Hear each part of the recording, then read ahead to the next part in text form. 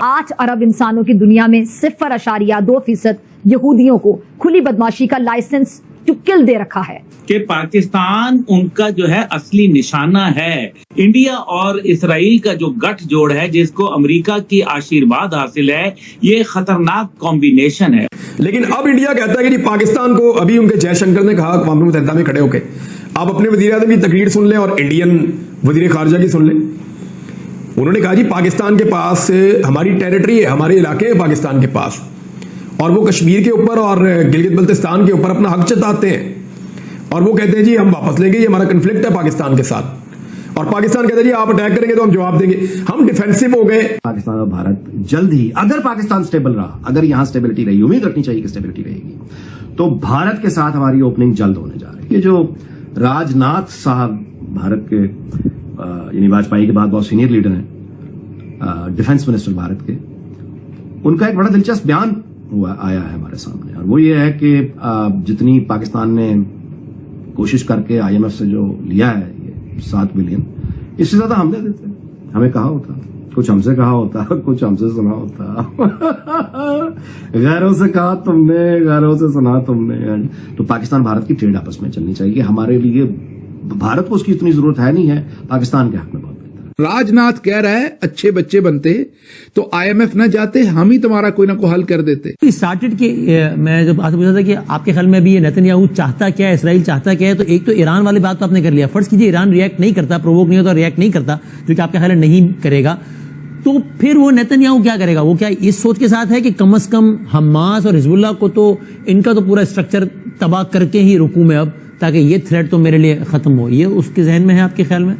हम लाते हैं talk shows और अनलिमिटेड एंटरटेनमेंट सिर्फ YouTube पर। अगर आपने अभी तक हमारा चैनल सब्सक्राइब नहीं किया तो अभी सब्सक्राइब करें और बेल आइकॉन को क्लिक करके हमारी लेटेस्ट वीडियोस के बारे में अपडेट जानें। एक उसका टारगेट और है, एक आपने पूछा ना स्पेसिफिक क्या है, एक टारगेट और है मेरे ख्याल में, वो ये है Yahya Sinwar. Yahya Sinwar is the leader of Hamas, जो इस वक्त टनल्स के अंदर है, जो मास्टरमाइंड था इस तूफान अल-अक्सा का 7 अक्टूबर का। आई थिंक उनकी कोशिश होगी कि उसको टारगेट करें। इस्माइल हानिया भी हो गया, हसन नसरुल्लाह भी हो गया, Yahya Sinwar is the main person, जो उनका मिलिट्री विंग का हेड भी है और वो उनका मेन लीडर है, और वो अभी तक अनटच्ड है। सही है। और इसकी क्या सिग्निफिकेंस है मुशाहिद साहब, कि अक़वाम मुत्तहिदा जैसे प्लेटफॉर्म पे नेतन्याहू खड़ा होता है, फिर वो 2 नक्शे दिखाता है दुनिया के, और उसमें बताता है कि जनाब ये ममालिक, इनको मैं ब्लेसिंग समझता हूं और इनको मैं कर्ज समझता हूं, ये नेमत है, ये लानत है। उन दोनों नक्शों में फलस्तीन का वजूद ही नहीं होता, फलस्तीन इसराइल का पार्ट होता है, और वो ब्लेसिंग्स वाले ममालिक की फहरिस्त में, वो कर्ज वाले ममालिक की फहरिस्त में लिखता है ईरान, इराक, शाम, यमन, और ब्लेसिंग वाले में लिखता है हिंदुस्तान, मिस्र, सूडान, सऊदी अरब। ये इसको इंटरप्रेट कीजिए जरा आसान अल्फाज में, क्या कह रहा है वो? अच्छा, एक तो पहले हिंदुस्तान की तरफ आए क्योंकि हमारा पड़ोसी है। हाँ। ये बड़ा इंपॉर्टेंट है बदामी साहब, इंडो इजराइल एक्सिस। और आज आपने ट्वीट भी देखी होगी प्रोफेसर अशोक स्वेन की, जो स्वीडन में प्रोफेसर है इंडियन। उन्होंने कहा है कि नॉर्वे की गवर्नमेंट ने तहकीकात शुरू कर दी हैं कि जो पेजर्स बेचे गए थे हिजबुल्लाह को, वो एक इंडियन सिटीजन ने भेजे थे। उसका नाम जोज है, उसके खिलाफ तहकीकात। तो इसका मतलब वो इजरायली एजेंट था। और आपको याद होगा पिछले महीने कतर ने 8 इंडियंस को सजाए मौत दी कि वो इजराइल के एजेंट हैं। तो ये इंडो इजराइल एक्सेस जो है ना, ये बहुत स्ट्रांग हो गया है। और बाकी जो ममालिक का जिक्र किया है, क्योंकि उनके साथ उनकी पॉलिसी सॉफ्ट है, उनके साथ बैक चैनल भी चलता रहता है इजराइल का, तो उन्होंने शो करने की कोशिश की है कि हमारे पास मुसलमान हुकूमतों की, अरब हुकूमतों की हमायत भी है। गो के इस वक्त उनकी भी मुश्किलात हैं, कोई अरब ममालिक ओपनली इजराइल के साथ नहीं दे सकता, लेकिन उसने कोशिश की है ये बताने की कि हमारे उनसे ताल्लुकात हैं, गहरे ताल्लुकात हैं, गो के वो भी खामोश या खुफिया डिप्लोमेसी के जरिए हो रहे हैं। और मुशाहिद साहब, ये जो सारा सिनेरियो है, ये पाकिस्तान को एग्जैक्टली किस तरह इम्पैक्ट कर सकता है?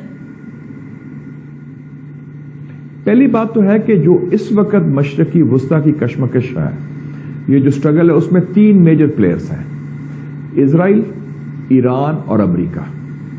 पाकिस्तान डायरेक्टली स्टेक होल्डर नहीं है। सही है।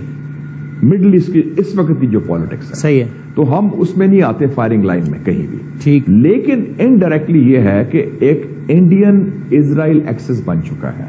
इंडिया का जो बेस्ट फ्रेंड है वो इजराइल है, इजराइल का बेस्ट फ्रेंड अमेरिका के बाद इंडिया है, और इंडिया जो है आपका दुश्मन है।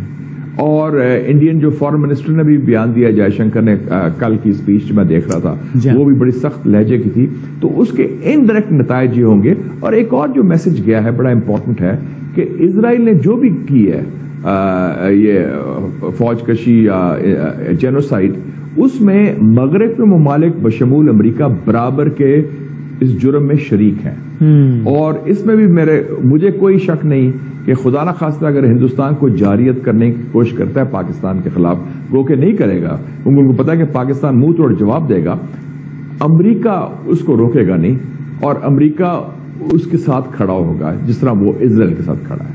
तो ये हमें बड़ा वाज़ेह होना चाहिए इस सिचुएशन के बारे में। हमें स्ट्रेटेजिक क्लैरिटी होनी चाहिए कि हमारे दोस्त कौन है, दुश्मन कौन है, और हिंदुस्तान जो है इस खित्ते में, हम हिंदुस्तान की बालादस्ती के खिलाफ चट्टान की तरह खड़े हैं। और चूंकि हमारे पास न्यूक्लियर सलाहियत भी है, इसलिए हिंदुस्तान को वो रुकावट है, वो डिटरेंस है, वो खौफ है पाकिस्तान से। अगर वो न्यूक्लियर बॉम्ब ना होता खुदा न खास्ता, तो फिर हालात और होते। बिल्कुल आखिरी सवाल, अगर वो ये सोचे बैठे हैं कि अब इस लड़ाई को सद तक लेके जाना है कि जहां पर ये जो खित्ता है फलस्तीन, इसका वजूद खत्म हो जाए और ये इसराइल की टेरिटरी में आ जाए, जिस तरह इसराइल माजी में अपने टेरिटरीज को एक्सपैंड करता रहा है, तो ये एक दीवाने का ख्वाब होगा या बहुत ज्यादा जारियत से मुमकिन भी हो सकता है? दीवाने का ख्वाब है, आउट ऑफ क्वेश्चन है। मैं समझता हूं कि इजराइल के खिलाफ देखें ना, अब इर्द गिर्द सारे जो अवाम है, अकवाम है, वो उसके जानी दुश्मन बन गए हैं।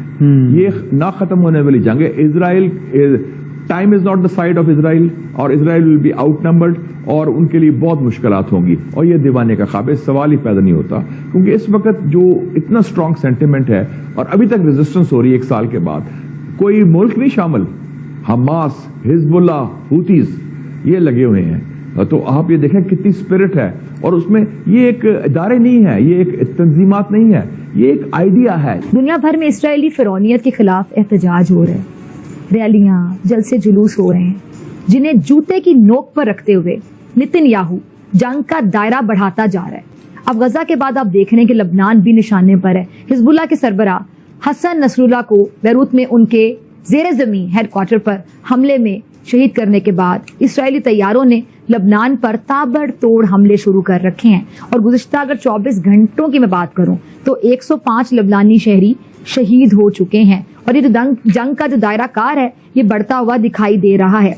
इस हवाले से अगर मैं सवाल उठाऊं कि जितने भी इंसानी हकूक की अलमबरदार तंजीमें हैं, इदारे हैं, ये चुप का रोजा रखे बैठे हैं, चुप लगाए बैठे हैं, ये अगर कुछ नहीं कर सकते हैं तो फिर अपने दफ्तरों को ताले क्यों नहीं लगा लेते हैं? पहली बात यह है कि दुनिया में वाहिद मुल्क है जिससे इसराइल को जबरदस्त थ्रेट है, और दूसरा है हिंदुस्तान को। पाकिस्तान जो है उनके लिए एक आंख नहीं भाता। मैं समझता हूं कि पाकिस्तान को भी वो डिस्टेबलाइज करने की कोशिश करेंगे, जो कि पॉलिटिकली तो वो कर ही रहे हैं। आपने देख ही लिया कि वो टाइम्स ऑफ इजराइल हो या जेरूशलम पोस्ट हो, वो क्या लिख रहे हैं और किसके मुतालिक लिख रहे हैं। बहरहाल वो क्योंकि एक सियासी गुफ्तगू है और ये मुनासिब जगह नहीं है बात करने की। बहरहाल देखें, अब दूसरी बात यह है कि इसका खित्ता जो जब पूरा जो है वो लपेट में लिया जा रहा है, तो इसमें वो अरब ममालिक भी एक्सपोज हो जाएंगे जो कहीं ना कहीं खामोशी इख्तियार किए बैठे हैं। तो आपको ये वीडियो कैसा लगा कमेंट बॉक्स में जरूर लिखिए। इस वीडियो को लाइक कीजिए, शेयर कीजिए, सब्सक्राइब करना ना भूलिए आपके चैनल EFC